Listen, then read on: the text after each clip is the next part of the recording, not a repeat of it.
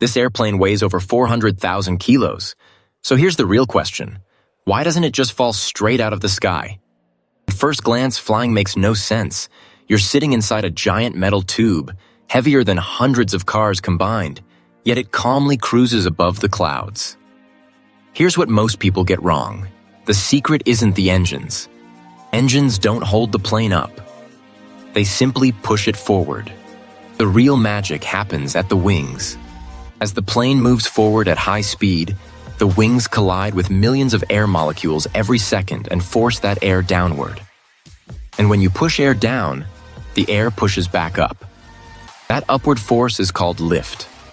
The wings are shaped to guide the air efficiently, but without speed, none of this works. That's why airplanes need long runways. No speed means no lift. Gravity never turns off.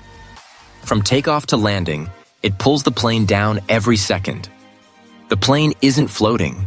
It's winning a constant battle by moving fast enough and shaping the air around it. When it's time to land, pilots change the shape of the wings. Flaps extend, creating more lift at lower speeds and allowing the plane to descend smoothly instead of dropping. So next time you're on a flight, remember this: you're not floating. You're riding on air being pushed downward with incredible force.